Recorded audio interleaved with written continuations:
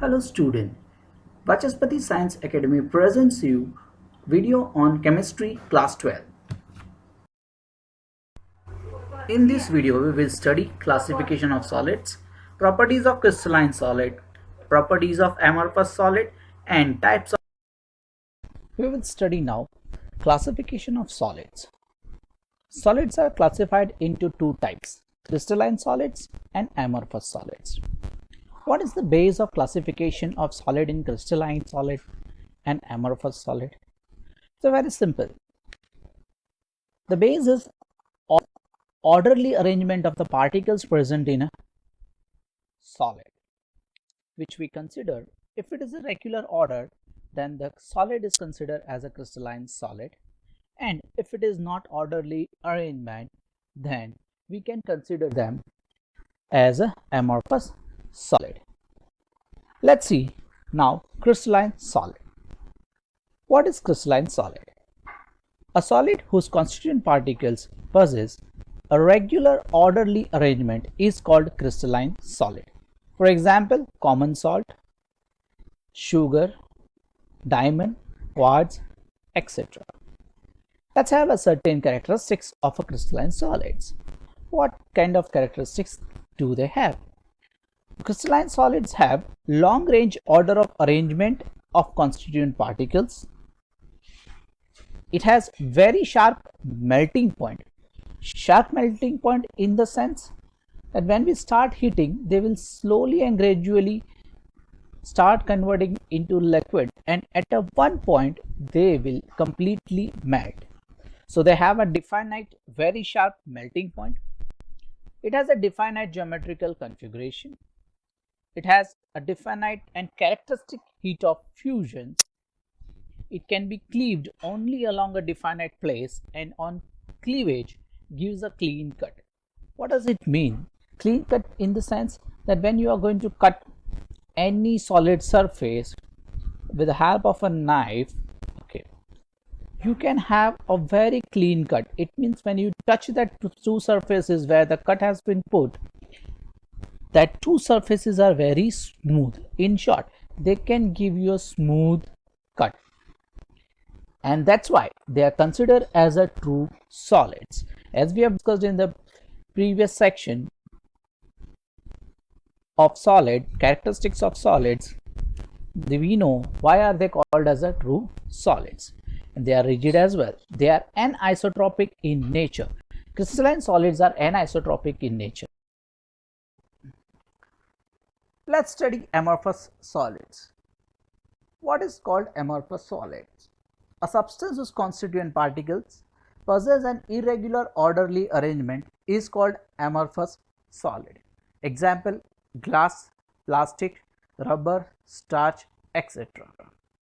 Now let's look into the characteristics of amorphous solid. In an amorphous solid, there may be an orderly arrangement of its structural units, but the arrangement is not very regular and is extended up to few angstrom. Beyond this distance, the pattern is generally observed. Therefore, the amorphous solids are said to possess only a short range order of arrangement of its constituent particles. The amorphous solids does not possess sharp melting point, that is, they liquefied in a wide range of temperature. In an amorphous solid, the structural units are not arranged in a definite pattern. Therefore, this type of solids do not possess definite geometric forms. These solids do not possess characteristic heat of fusion. It gives irregular cut on cleavage. It means when you cut, the surface is not clean. Amorphous solids are considered as supercooled liquids or pseudo solids because the arrangement of structural unit in them is almost similar to that in the liquids.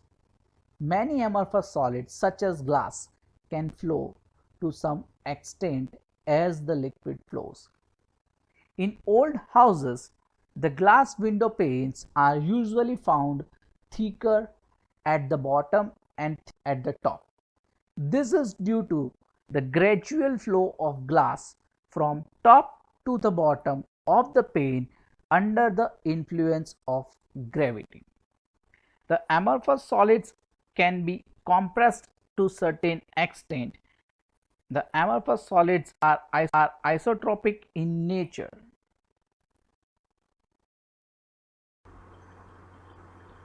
Now we will see anisotropy and isotropy.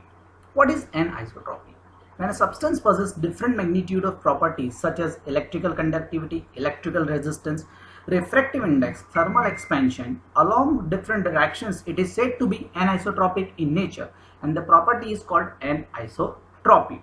Crystalline substances are anisotropic in nature. Why are they anisotropic in nature? You can easily see from the figure that the arrangement of atoms are very similar and have a long range, and that is the reason why when you just measure its such properties, then they will be find different in different directions. The value will be different in a different direction. Then what is isotropy? Then the isotropy is that when a substance possesses the same magnitude of properties such as electrical conductivity, electrical resistance, refractive index, thermal expansion, such kind of properties along all the direction, it is said to be isotropic in nature, and the property is called isotropy. Here, amorphous solids are isotropic in nature. Why? Because their arrangement is not proper. Their arrangement is of short range. So whenever you can find out the properties, you can measure the such a kind of properties, the magnitude will be same from all the direction.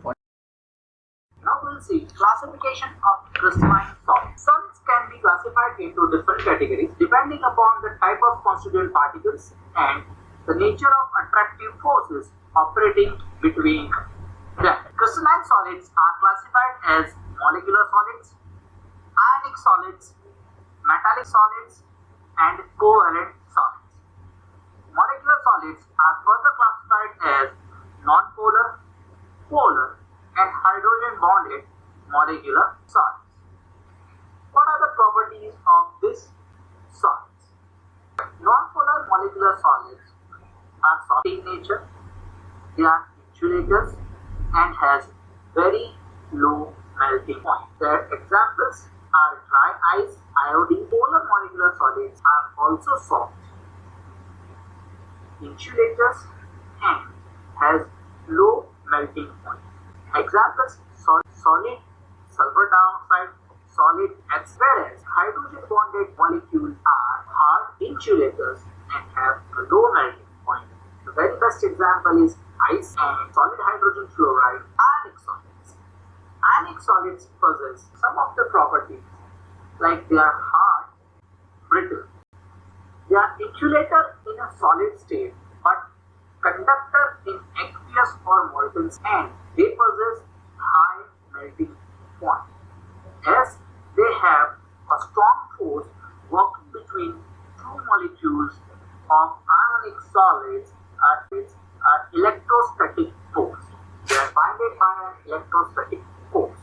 Metallic solids. Metallic solids, the constituent particles are metal atoms. The interparticle force in these solids are metallic and their properties are they are hard in nature, but you can easily manipulate. It means they are malleable and you can easily draw wire from it. It means they are tough. They are conductors in solid as well as in a molten state, but obviously they have a very high, fairly high melting point in comparison to the molecular solids and ionic solids. The last one, covalent solids. Covalent solids are also known as network solids.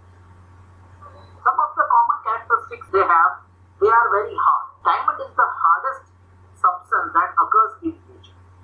They have a very high melting point and they are poor conductor of heat and electricity. Here one exception is there where carbon is also network solid or a covalent solid, but it is good conductor of electricity. It's an exception. Thank you for watching this.